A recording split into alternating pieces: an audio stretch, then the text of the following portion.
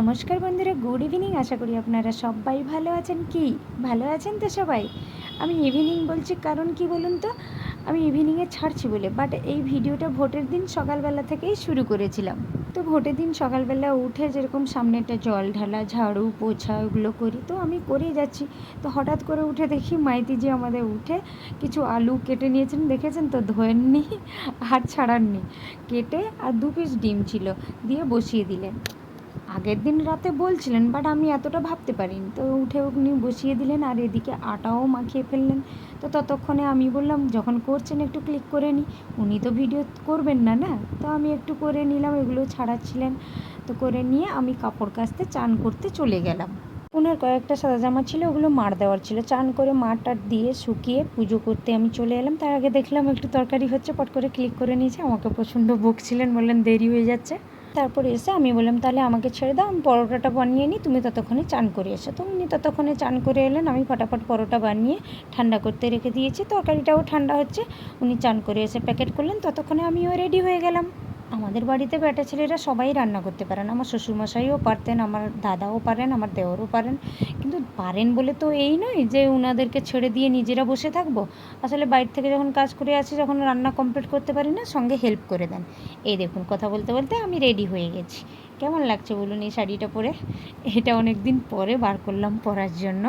তো উনিও ততক্ষণে রেডি হয়ে গেছেন, দুজন মিলে গুড মর্নিং গোবিন্দকে ডেকে বাবার পায়ের ফোঁটোতে প্রণাম করে আমরা বেরিয়ে পড়লাম। যে প্রথমে যাচ্ছি কোথায় বলুন তো, শনি মন্দিরে। কারণ আমার হাজব্যান্ডের রোজ দিন ফুল তুলে নিয়ে শনি মন্দিরে দেন। ওই যে পাশাপাশি গাছগুলো হয় না, সবাই ফুল তুলে নেওয়ার পরেও অনেক ফুল থাকে, তো ওগুলো নষ্ট হবে কেন, ঠাকুরের কাছে দিলে তো ভালো বলুন। ওই জন্য নিয়ে ফুল দিয়ে তারপরে আমরা প্রণাম করে বেরিয়ে যাচ্ছি দেশের বাড়ি। রাস্তায় দেখুন গাড়ি ঘোড়া একদমই কম, মানে খুবই কম, একদম ফাঁকাই ছিল। তো তাড়াতাড়ি আমরা বেরিয়েও যাচ্ছিলাম। তারপরে দেখি তেল শেষ হয়ে গেছে, তেল পাম্পে ঢুকলেন, তেল নিলেন।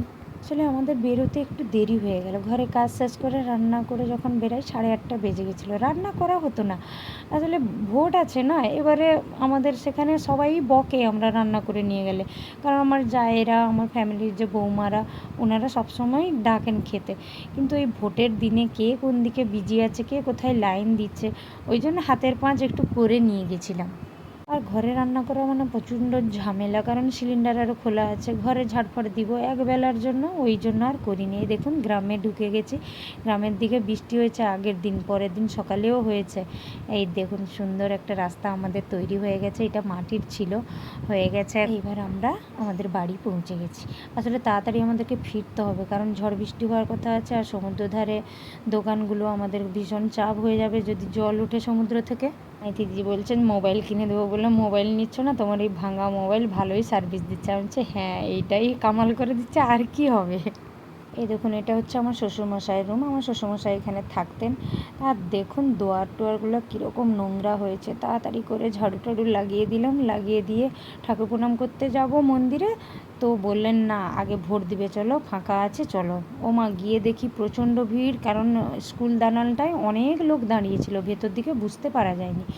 অনেকক্ষণ লাইন দিলাম, আর উনি তো বকছেন, ওই যে প্রশাসনের লোক আছেন ওনারা খুবই বকছেন, ভিডিও করতে দেয়নি। আমি চুপ করে একটু করেছিলাম।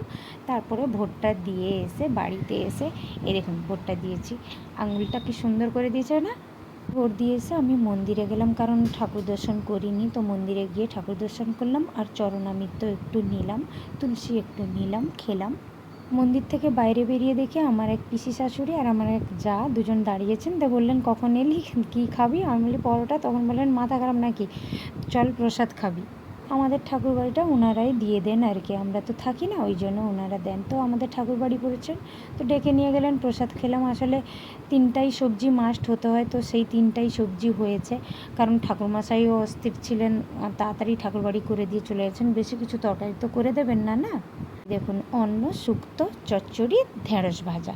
তো আমি ওখান থেকে প্রসাদ খেলাম, অনেকক্ষণ গল্পও করলাম, তারপরে বাড়ি চলে এলাম। এইবারে যে যাব, এটাই হচ্ছে আমাদের লাইফের প্রথম ধাপ এবং বড় একটা কাজ করতে যাব। আমরা কোথায় যাচ্ছি বলুন তো? পুরোহিতের বাড়ি, মানে আমাদের দেশের ঘরে যে পুরোহিত আছেন আমাদের, ওনার বাড়ি যাচ্ছি। এই ফার্স্ট টাইম আমি ঠাকুরমশাইয়ের বাড়ি যাচ্ছি। উনি এসেছিলেন আমাদের এখানের বাড়িতে। তো আমাদের জায়গাটা যে কেনা হয়েছে ওখানে দেখে গেছেন।